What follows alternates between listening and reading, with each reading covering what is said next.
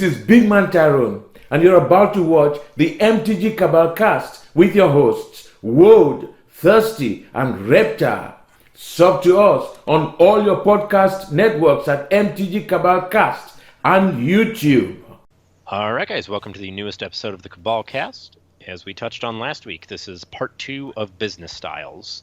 Last week we touched on vending, buy listing, setting up as a GP versus LGS style type of thing. And this week, as we said, we're going to go for backpacking and what that looks like, including different types of backpacking, what kind of logistics those entail, and the bygone era of the GP buy list backpacker, rip floor trading. We'll never see you again. So let's get started.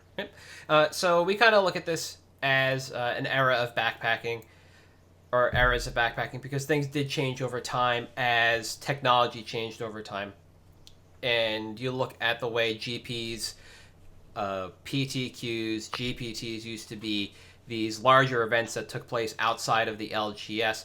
That was an era where people who understood prices at a large scale, buy list and retail, were able to take advantage of a scenario where others were not as well informed, or just the bygone days of being more apt to trade the cards you're not using for the cards you need at an almost one-to-one rate, despite price disparity for the most part. And so, because you need the card. Yep. And if everyone's happy, great. That's it. Yep. So we can kind of start out, like, not way back in the Stone Age of backpacking, but we'll say the buy lister. And those are the backpackers that you would see up to a point in time, what is it, about a year to 18 months ago, when Channel basically said, hey, we find anybody floor trading, floor buying, you're out, you're done, and we'll see you again never. But these were people who would come in, they basically had buy list numbers with them, and they operated as a shop on the store. On the floor, and you would see them in what would be affectionately termed the pit. Yeah. And that could basically be anywhere the tournament wasn't happening on the floor. It could be over by the concession stand where there was just free tables, at a corner of the GP that wasn't being used for the tournament or side events, and it would just be a couple people at tables with binders open, just chilling and chit-chatting. And they were just there to fish for people to come in and work with them at a buy list kind of level, and they had their specific numbers that they were paying. They operated, generally speaking, as their own entity, and that's what it was. And you can decide whether you wanted to work with a backpacker or a vendor, and everybody was kind of like okay about it, because vendors weren't paying that much for their tables yet, so there wasn't as much ire as there grew to be once tables started costing $3,000, $5,000, $6,000 each. And these individuals generally at every Grand Prix. Locally, you would walk into a GPT or a PTQ and you would know those people who are backpacking. It could become a first name, relationship kind of thing. And that's literally how Ogre got his start, was backpacking. And he's that legend, I guess you could say, infamous. Yeah, whatever. You can look at it. I don't know the position he has, but if you're lucky enough to work with him, the Funky Cole Medina over at Puka Trade, John Medina would backpack when he felt like it, and he would just show up at events and backpack, and people knew who he was, and it was a great experience to work with John. He knew the numbers in his binder, your binder, the vendors' cases, the people who were playing the tournament, everybody's numbers. John was great. Oh, yeah. And then you had, all the way up to, like I said, a couple of years ago, there were people you would know because they would be there, and you might not know their name, but you would know them as, like Top Hat, a gentleman whose name I still don't know. But Top Hat. I know someone who loaned him money, doesn't know his name, knows him as Top Hat. Top Hat. Because he was the gentleman wearing a top hat. And eventually, this kind of backpacking fell off, where you would just work at buy list at numbers. And this is kind of... It was the most prevalent thing to do for a while, and then you just had to kind of get creative because everybody eventually got the same technology. The large vendors started putting their buy lists online. That meant they were printable, so everybody could work with different buy list numbers or the same buy list numbers, and then all that changed was the stock. The advent of the smartphone meant people were then able to standardize on price a lot easier. That was one of the advantages of working with a backpacker like this, was they were working off their numbers, either personal or local. So the numbers they were often offering on either the buy or the quote unquote sell could be better than some of the other vendors on the floor, or sorry, on the floor on site. So there's definitely advantages to working with these people.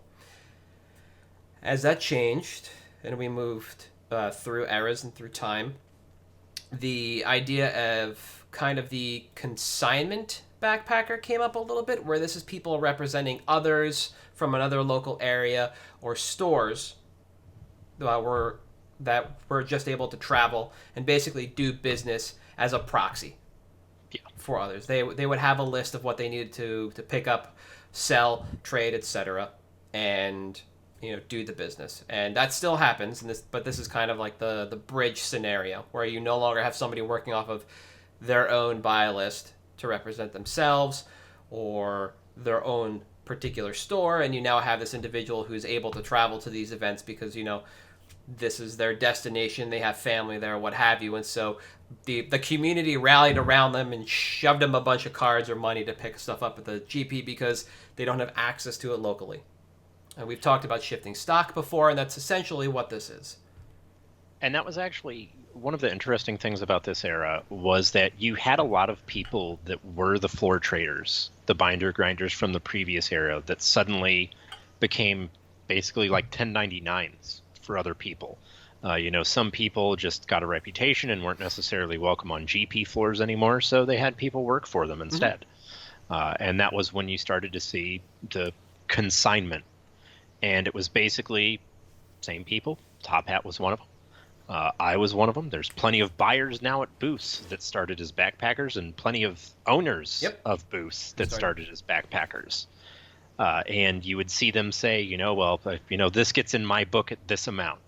And a lot of them would be up front, and they'd say, look, I'm trading for this person. I started with this much. I need to leave with this much this weekend. Mm-hmm. And that's when you would see the trade up to trade down type of stuff, where I've got the trop you need and you have 20 misty rainforests. And there you go. Yep. Or the idea of trading for bulk, also popular in that area as well, because while you have that trop is worth a different number across every booth. However, a bulk rare is always worth X amount. And you can find an article that was written about this a number of years ago, probably a decade ago, where it actually makes more sense to cash out in bulk rares because at the time they were worth 10 cents a piece. So you knew if you were trading for that trop at retail value in bulk rares at 10 cents a piece, you were making money. Yeah. And on both sides of this, both parts of this era, it was a very powerful tool to have if you were looking to become liquid, essentially.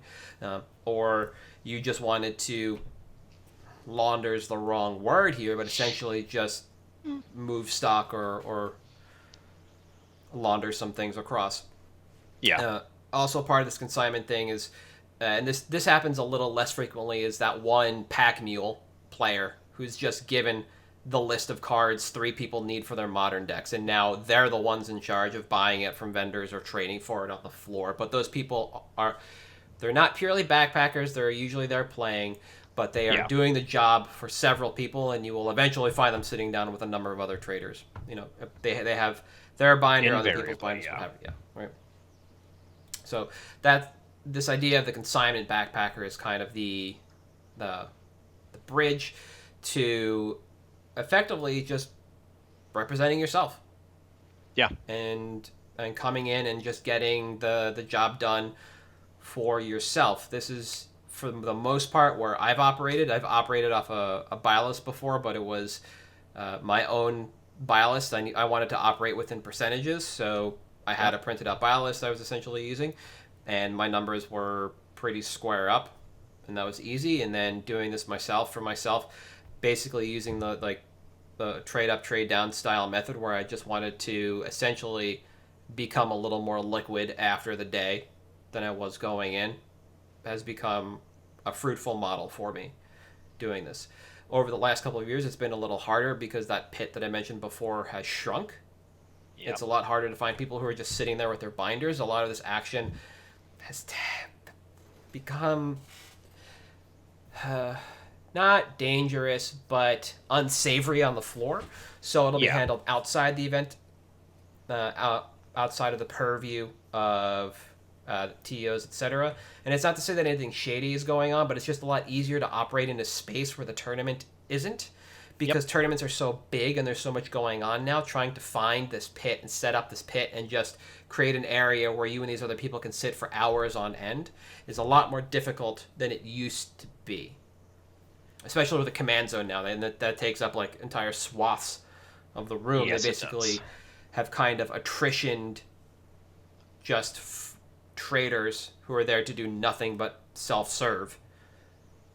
And kind of as a public service announcement to anyone, it's not that you doing this outside of the hall isn't going to get you in trouble. No, not at all.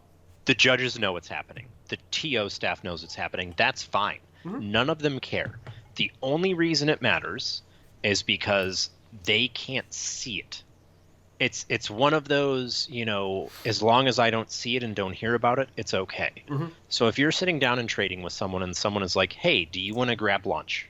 That's not them saying they're going to grab lunch. That's, let's go outside to do this deal because I can, 1, hand you cash. Yes. Or 2, we can actually trade. Mm-hmm. And granted, in my experience working all the GPs after they cracked down on this, it took 2 GPs before the binder grinders went extinct. Mm-hmm. And started working out of hotel rooms, basically. Yes. Almost, hey, I'm going to post up on Facebook. Here's where I am. I'm going to post on the forums. Here's where I am. This is what I've got. Let's make a deal. Oh, yeah. That's a model I'm not intimately familiar with, but I do know, and goes back to that kind of proxy idea where sometimes there will be a company that comes in internationally because they weren't able to get booths. Sometimes it surrounds or bookends large events like Gen Con or Eternal Weekend, and they'll travel essentially with the GP. Yeah. And they'll post up at the hotel of choice, whatever the GP suggests you stay at. That's where they are, and they'll have a room where you set up your deals ahead of time and you go in and you just kind of chill in the room, do your thing. Sometimes if it's available, they'll also have kind of representation on site for people who actually want to trade naturally, and at that point you're interacting with a store still. The idea of the individual backpacker has kind of gone by the wayside, and you're not going to see those people looking to, as you mentioned, binder grind the entire weekend and then cash out. More what you'll see now happen at the GPs are people walk in with the suitcase, and before those people walking in with the suitcase were going to set up in the pit, and they were going to just dump their binders out and trade all weekend long. Now they're there really to sell. They've done all their work ahead of time, or they've taken orders and they're going to be filling those orders, and then they'll be dealing, quote unquote dealing, throughout the weekend somewhere else, either within the room or outside the room with the people they've set up shop with or shop for. Something interesting that I've also seen happen, it was GP New Jersey the same year that the unrelease was happening. I think it was maybe Ammo had sealed. A number of backpackers that I had known over time at that GP were actually able to get their own booths. So they had... there were 2 or 3 large booths split into 3. So first, bifurcated in the middle, and the larger half was given to the larger vendor. Then the back half was again bifurcated, creating 2 quarter-sized booths. And some of the most notorious backpackers I've seen across North America had their own tables there because they were able to just literally put their binders down finally with prices. They bust in, they flew in, what have you. And there it was in this kind of evolution of the backpacker to store owner, like we talked about, or the backpacker representing themselves finally and able to kind of afford a table as a local vendor and just move product that way instead of having to sell out like they would normally, out of the suitcase.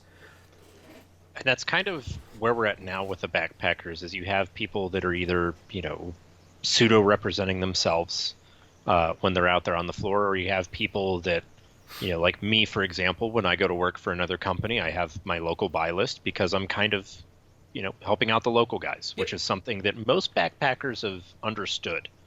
Is, originally, way back in the day, it was your relationship with your LGS. Then it became your relationship with your LGS and the GP vendors. And that's kind of where we're at now. And it's, you go to the GP, I'm sitting behind a booth. I know my buy numbers, I know the booth's buy numbers. If my buy number is higher than the booth's buy number, the booth buys it at their number and I buy it from them at my number. Yes. And it creates this really interesting dichotomy because it's kind of the opposite of what it was when you were a floor trader trading into a GP buy list. You would buy for your number and sell it to the booth rather than the other way around. And I think that that's one of the most important ability to help out the local community. And even if you're a backpacker, having the good relationship with an LGS where you can come in and you can say, look, I'm going to be in here. I'm going to be trading. I may have some singles that you don't. I'll give you a percentage, whatever needs to happen. Can I use your space? And I think that's really important. And that's something that especially locally I've seen a lot of lately is, well, not so much anymore since in-store events are suspended, but you'd started to see those relationships start to develop where you would have a backpacker go around to different events, but you would know he has this in his binder now, but I don't have enough for it. Hey, is that going to be in this store's case in a few days? Yeah, great. Then I'll go there and get it. Yep.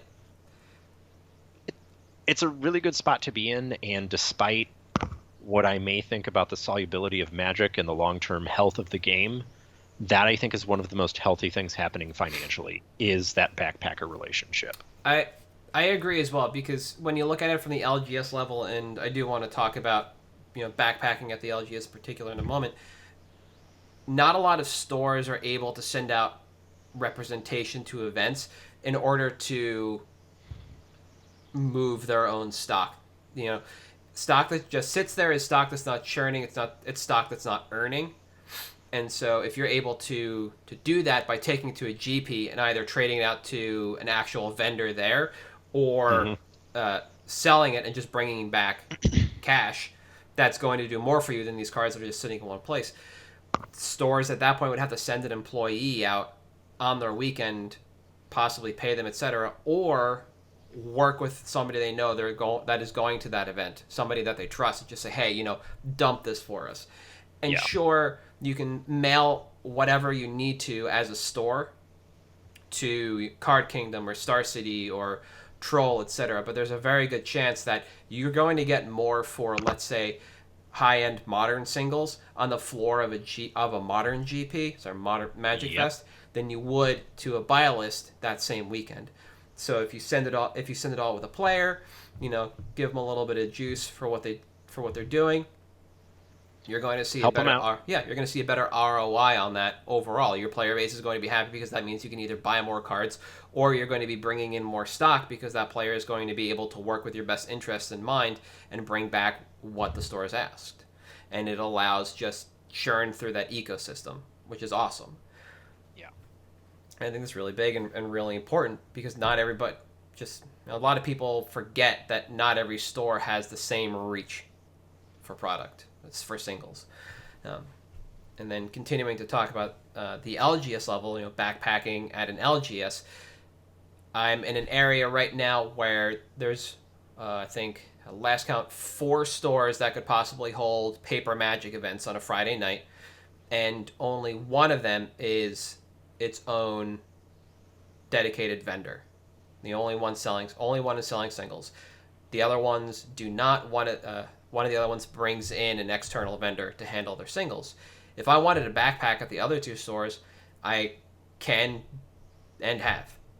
And it works out super well because I'm able to move cards between the 2 or provide a service that doesn't exist there. And as such, I'm looked upon a little more favorably by the players because, hey, I'm able to fill a need. Yeah. I have better reach than they might for certain things. And at the end of the day, they know to come to me for certain things. I've had people recently just trying to move stuff around for EDH based on the sets that have come out. I've got a player that has an Italian Eureka that wants to move it for some more RL stuff. Absolutely can. Yeah. Can I serve that player? No, because I don't have the cards they're looking for, but I can absolutely help route them. But they came to me because they knew I have, based on what we've done before, that I can help, serve them in that area. And this is that kind of relationship that you get with somebody who is there to serve the community as a backpacker and help that flow of cards when it doesn't exist at the local level. And that's kind of, I'm in the same space as well myself, where I work with a couple LGSs, but if I don't have it, people will still come to me because they know typically, EDH foils, whatever else, I'll be great on. Yep. But if it's something I don't have, I at least know people who do. So it's kind of like being a fixer. And it's been interesting in the ecosystem here, and I don't know if it's the case where you are, where, there's probably about 7 or 8 of us that occupy in the greater St. Louis area. Mm-hmm.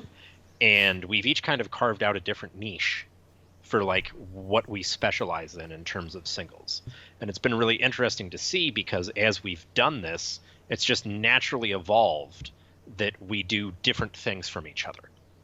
And it's been very pleasant because we've just separately carved out different niches and we all refer people to each other. So that's been very nice as well, because then you have not just trading for the LGS, but you're also not competing with the other backpackers because you have the understanding that like, hey, we're in competition. But similar to what we touched on our last episode with vendors at a GP, yep, we're friendly about it. We're all trying to do the same thing. If we're all doing well, great. I'd rather 5 of us do well than 1 of us. Oh yeah, no, absolutely. And it's different here only because there aren't that many people with that kind of reach anymore, and those of us that are able to travel to events to help arbitrage and move things around have just dwindled over time between interest and finances. So thankfully there's finally a store that sells singles, so they take care of that, and then the external vendor that comes in is great at serving the area. They moved from Magic into Dragon Ball Super, Pokemon, and Yu-Gi-Oh! Because those are the games that store currently serves. Yeah. And they all occupy their own spaces. I'm the only one that really works outside of that because nobody wants to keep the kind of stuff I want to keep in the area, and I'm perfectly fine with that. And yeah, I think every area has that one kind of like, all right, let's go over to Grandpa and dig around in the attic and see what we find kind of guy. And I'm like, yeah, sure, my attic's behind me, it's a closet, but we're still there. It's fine. Yeah, if you want to kick over some stuff, a bunch of reserve lists is going to fall out. Like, that's all that's going to happen. Yeah.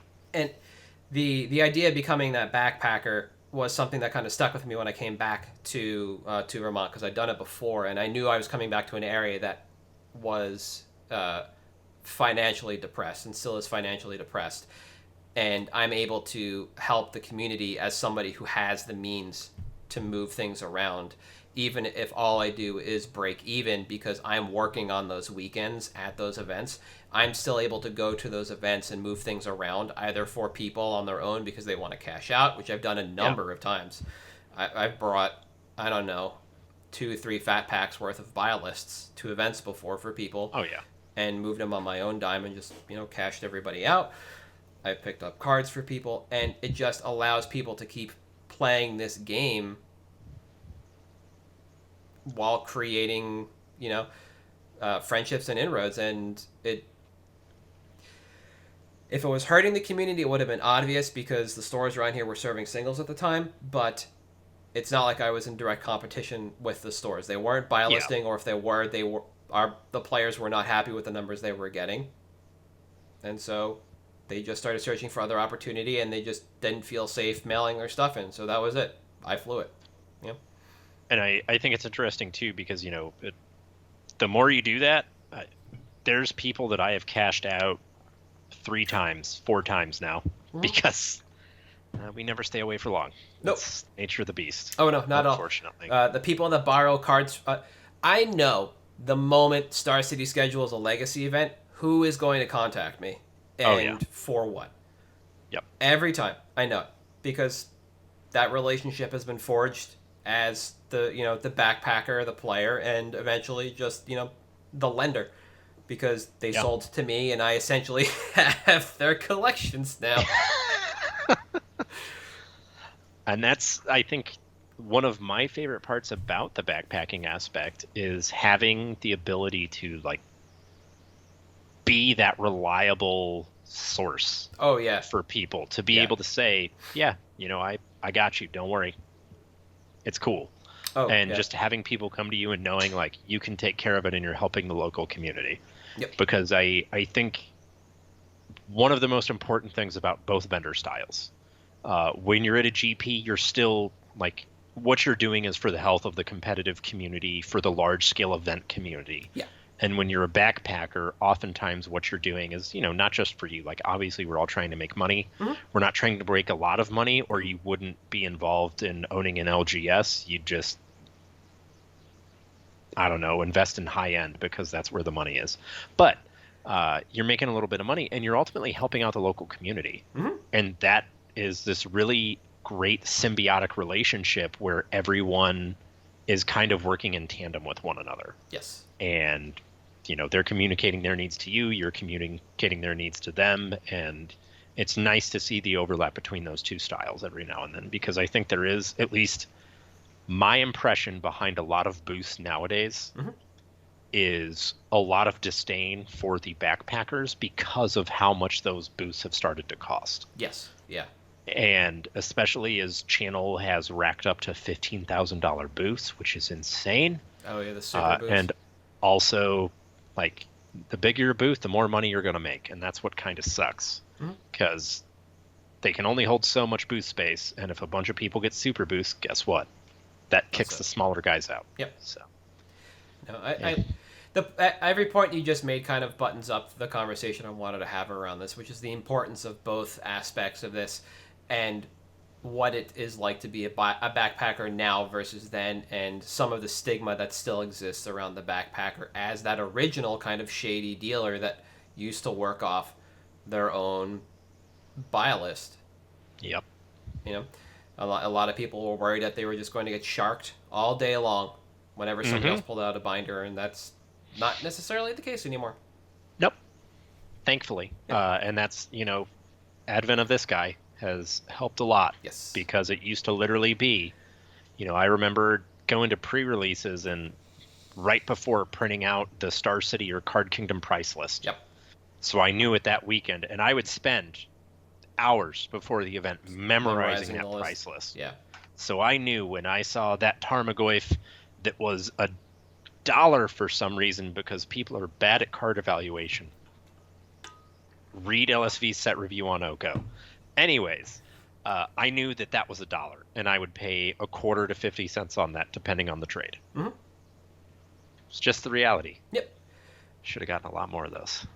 I did the same thing for set releases. I used to set up a list ahead of time just so I had the numbers for 4 or 5 cards in my head, because it just makes things easier and people find it a lot easier to work with. I guess if we want to end this on any kind of tip, if you're going to backpack and you know exactly what you're looking for, having those numbers in your head ahead of time so you can just scan through a binder and just feel this, pull it out, tell somebody what the numbers are and let them run the numbers if they want, and just keep the transaction running on your own is super helpful. And usually people are down to deal with somebody who understands what they're doing, and when they quote numbers, are giving you real numbers. Yeah. That offers them a sense of security that they might not get otherwise. Real numbers are the key. Yeah. Always offer real numbers. Yep. Always. All right. You ready for picks? Let's do it. All right. Did I go last week or did you first? I know we both went last week. I think I did. All right, cool. I'll go first this week because I'm picking a new card. Ooh. Yeah. Ooh. Oh, yeah. So I'm going with Tormod the Desecrator. Uncommon commander with partner from Commander Legends, 3 and a black for a 4/2. With partner, as I mentioned. Whenever one or more cards leave your graveyard, create a tapped 2/2 black zombie creature token. So Tormod is the card I am highest on across the set. I might have mentioned it in the pod. If not, I've been singing his praises for the last at least 2 weeks in Discord. This card, I don't think it's going to blow the doors off of EDH, but I have a really good feeling that it's just going to start slipping into everything, because every color has a way to remove a card from the graveyard. And it doesn't have to be exile. It just has to change the zone. So looking at this card, it interacts with a number of strategies, but more importantly, it interacts with the following keywords: Delve, Dredge, Embalm, Flashback, Haunt, Jumpstart, Persist, Recover, Scavenge, Soul Shift, Undying, Unearth. Those are just the keywords you'll find on cards that this works with. So immediately, this card screams to me that it wants to be partnered, no pun intended, with Melira Sylvok Outcast, and become part of what used to be the Birthing Pod combo. So Melira, and I'll bring this up in a moment if I can figure out how to spell it. R-A? No, I'm wrong and dumb. All right, Melira basically says that your creatures can have -1/-1 counters placed on them. So if you have a creature with Persist, like Kitchen Finks or Murderous Redcap, and a way to sacrifice them, they go to the graveyard, they come back, they can't get the -1/-1 counter, and thus you can sacrifice either of those two cards an infinite number of times. Each time they're going to trigger Tormod.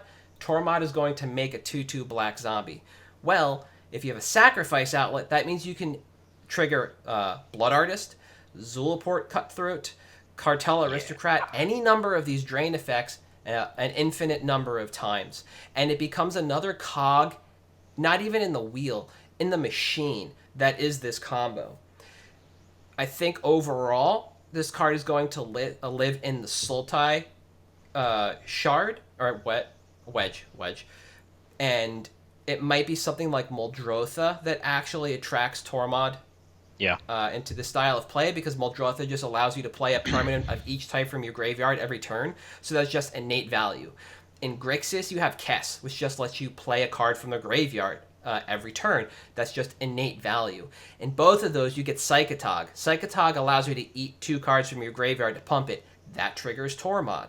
Red has not only Perforos, Goblin Bombardment, and Pandemonium, but Past in Flames to just let you recast your entire graveyard and trigger Tormod. The only color that's a little weak overall is white. White doesn't interact with the graveyard that much, besides either exiling it all with Rest in Peace or getting individual things back with like Resurrection, which is the original like reanimate spell, right? Yeah. But what white offers you is the other wedge that I think might see play in Abzan. And in Abzan, not only do you get Melira in green, but you get 2 additional Melira effects in Anafenza Kintree Spirit that says whenever a non-token creature enters the battlefield under you control, you put a +1/+1 counter on a creature you control, so it negates the -1/-1 counter from Persist.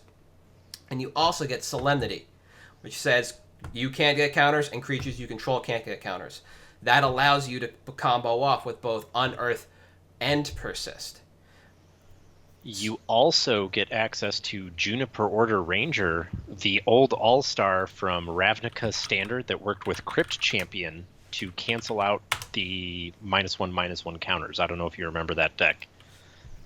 Same concept, though, and that's one of the reasons I think this is a good pick, because like you said, it goes into multiple shards. Sorry, didn't mean to interrupt. No, it's fine. I appreciate it, because like, the more you dig in on this card and what already exists, you see that it just becomes this back-end like cornerstone. It's another way to combo out. It's another piece of this machine, and it goes in everything. I'm sure you could go off infinitely in mono black if you wanted to make this your partner. Between Volrath Stronghold and Haunted Highway, you can just keep cycling creatures to the top of your deck. I'm sure there's a way to draw a card every time and just keep replaying something silly. You know, Fruity Pebble style with Enduring Renewal. You just play a 0-cost creature, sack it, put it back, loop that infinitely, and Grave Pack the table while getting somebody with the triggers from Blood Artist and what have you. This is just going to open up a number of additional strategies. Corvold, it works with Corvold, I think. Like, it just fits in so many existing strategies and allows people to kind of hone in and coalesce what they're doing on something a little bit better. Yeah. Now, originally I thought I was going to look to say, all right, move in on set non-foils because they're so cheap. They're under like 20 cents right now, and I think that's a good buy. I do. If you want to buy in quantity and you want to pick up like 40 or 60 at 20 cents a piece, man, go ahead. You know, that's $12. If you can spare it, go for it.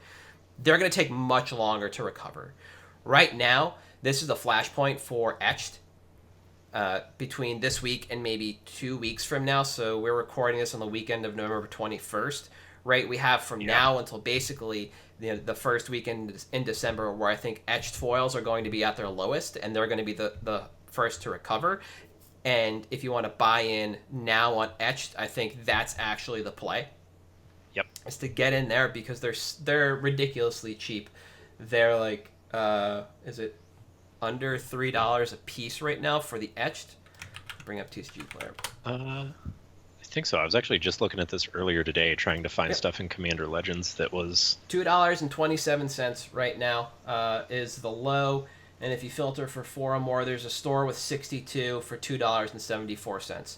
I would pick up however many you feel comfortable picking up for the etched. I think this is one of the cards that is just going to go from, hot medium in terms of price to red hot. Yep.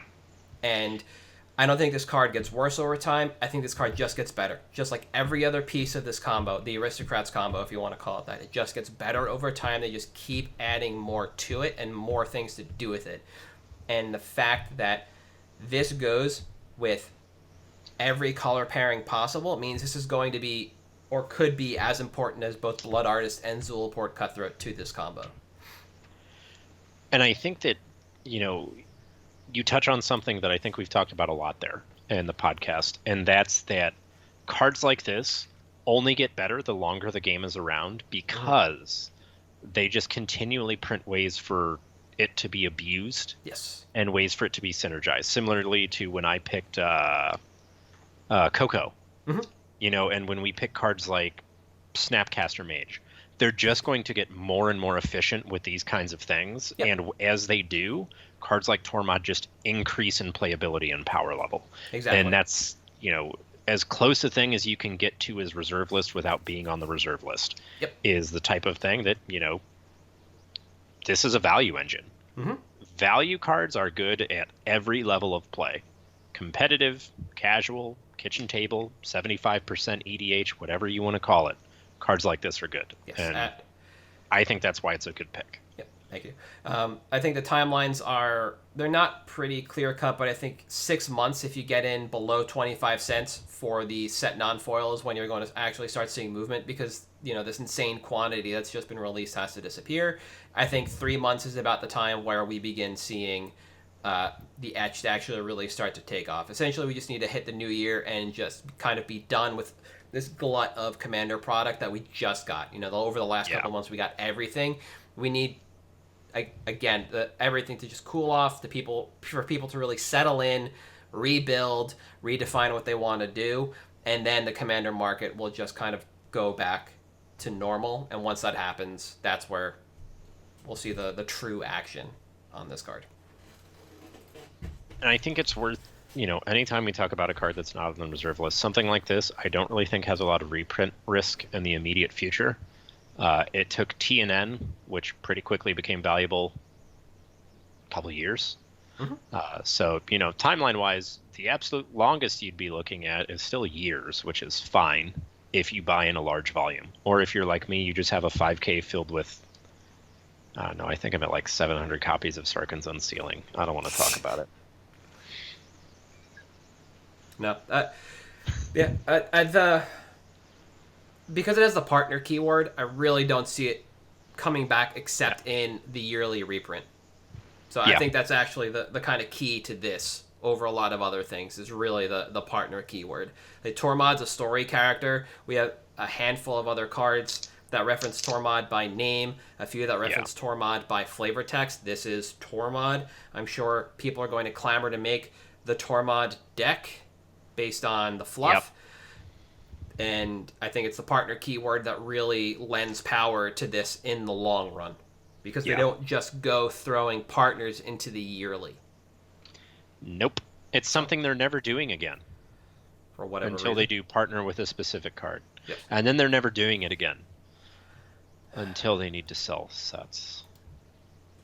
But so far, I don't think they've reprinted any cards with partner. Have they? No, yeah, there are a few reprints in this set that have partner. Okay, fair. But the still, Black White they wait Legend. years Yes. before they do it. So. No, absolutely. It took us so long to know that we were not going to get partner back that movement started to happen on a number of cards with partner, and then they reprinted cards with partner. Yeah. They're in the etched.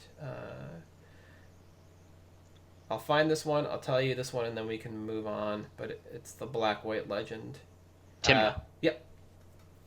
That's the one. Tana also did. Did Thrasios? I feel like Thrasios did. Maybe not. Yes, Thrasios is in here as well. Both of them are. Okay. Yep. There we go. Both the notables that spiked this year. Yeah. Yep.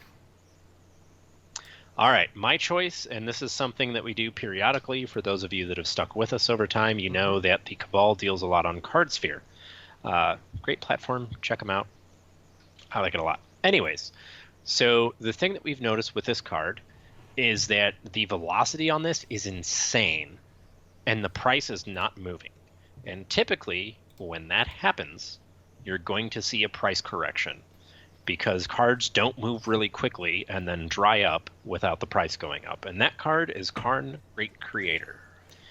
He of restricted in vintage because there were infinite copies in the top 8 at Eternal Weekend. The card is insane with Mycosynth Lattice. It's insane with power. Who knew? And it's really only seeing play. Driving Force is modern right now. And then vintage, and way down the list you've got Legacy. And the reason I am picking the pack version of this card and not the alt art Japanese printing is specifically because of the sets that are driving it. It's not like vintage where you're going to get the max, pimp factor you want the shiniest, rarest, coolest looking thing you have. Modern players generally, if it's foil, whatever. And I think that timeline wise, you're probably looking at a little bit shorter timeline. Now, I'd say maybe 3 to 6 months with a caveat, and this is something that I never thought we'd really have to touch on. Depending on how tax season goes, which, as we know, typically you see a good spike at that point, right? Mm-hmm. Mm-hmm. Things may be a little bit different this year because of how the market has evolved during COVID, and the fact that this isn't necessarily as much of an EDH all-star as some of the other Karns are. So conservatively, you're looking at about, I'd say, maybe 3 to 6 month timeline, and it may be a little bit quicker. So right now we are sitting at, and I looked this up earlier today, and I am an idiot because I did not bookmark it. So Karn, Great Creator, War of the Spark, pack.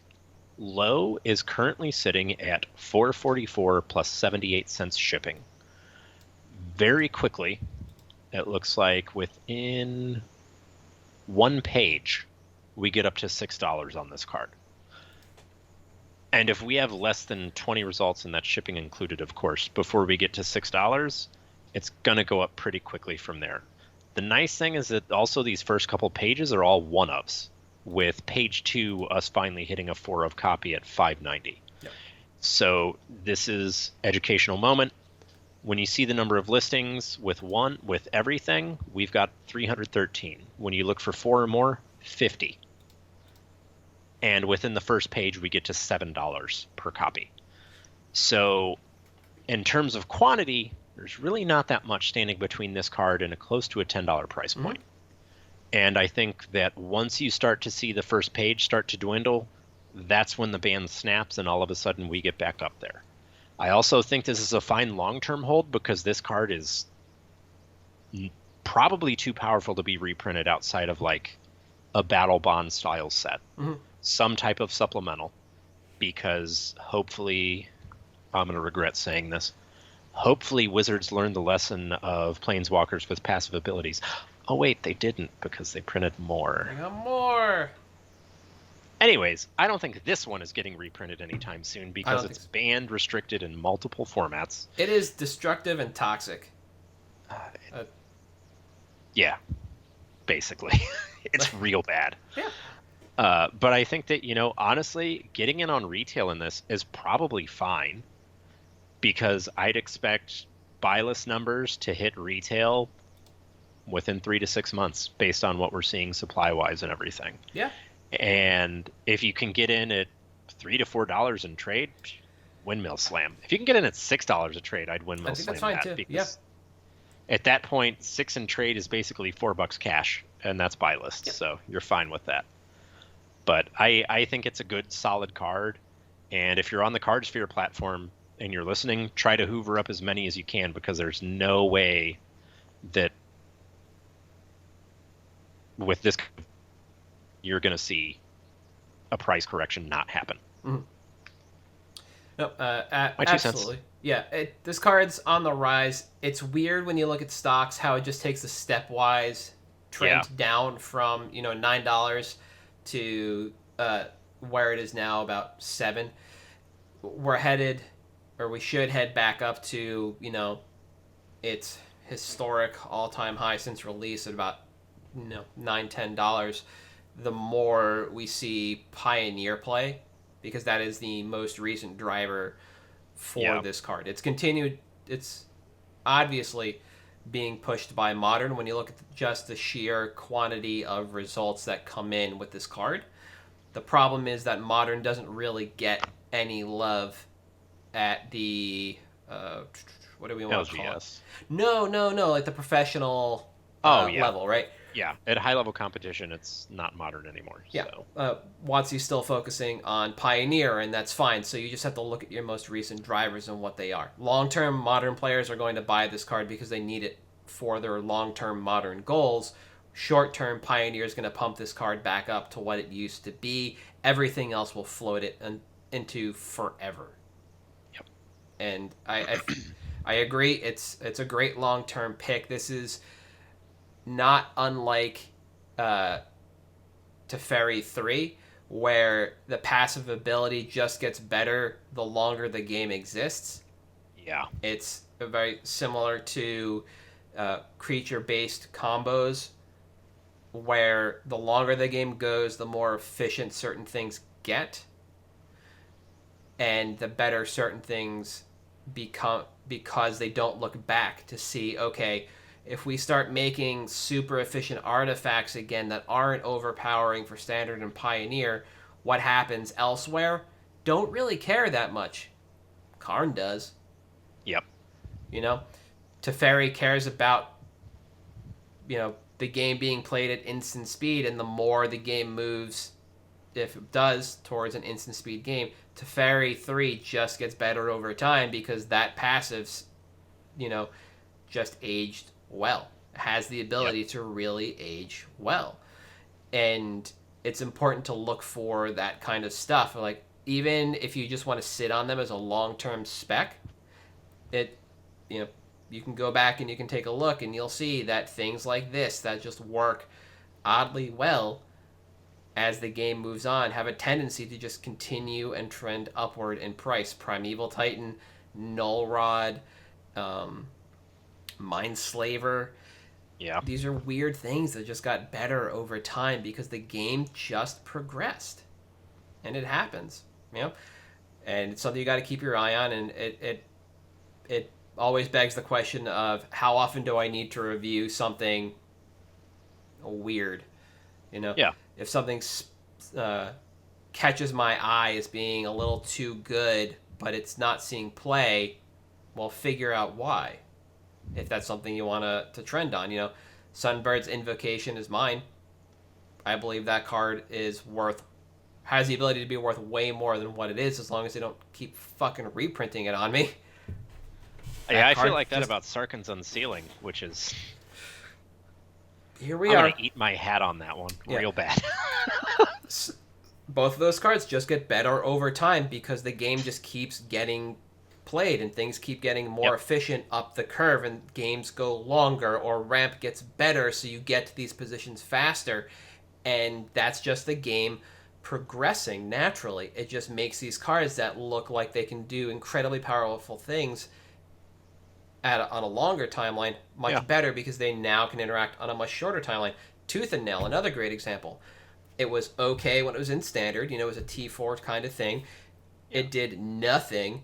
And then when everybody moved over to EDH, and they're like, all right, this card wins the game when you cast it. We just need to speed this shit up. And you just put as much ramp and card draw as you can to get to Tooth and Nail so you can just get Kiki Cheeky Blight Seal and kill you. You move on that, and then Tooth and Nail becomes a ridiculously expensive card because of that. Because it did a weird thing that was way too powerful. And because the game progressed naturally, it got better. Yep. Similar to your pick, Coco, everything we've mentioned before. It's as close to RL as you can get. Yep. It's interesting that those cards are worth more, and the mechanics that reward you for playing the game are the best mechanics, like Dredge, Storm, Delve, that kind of stuff. Yeah, it's not mechanics like Mana Barbs, Mono Web, Burning Sands, the ones that actually encourage you to play the game, but on the terms of the Mono Red player. Those don't age well. Winter Orb is the most fun card in Magic, all right? Because Magic is fun, and Winter Orb lets you play more Magic. It's true. Just like Stasis. You can play the maximum amount of Magic if you play. Love Stasis. Gush Stasis was the business in middle school. Yeah. Those two cards let you play a lot of Magic. Make a lot of friends, too. Oh, yeah. There is a finite amount of fun that can be had in a game of Magic, and I intend to have it all. Yeah. That should just be the flavor text on Winter Orb. Oh, for sure. Yeah. And if you really want to be like a snooty bitch, you get the FBB German one, because it's all one word, Frostbringer. Oh, that's awesome. I didn't know that. Metal. Yeah, it's great. Good. But I think it's going to do it for this week, guys. We will catch you next week for MtG Cabal Cast, and we can be found on Twitter, YouTube, Patreon, Stitcher, Spotify, Audible, Apple Podcasts. I am at Halt I Am Reptar on Twitter. You are at Thirsty Sizzler. And we'll see you guys next week. Yep. Thanks for tuning in, and happy Thanksgiving, everyone.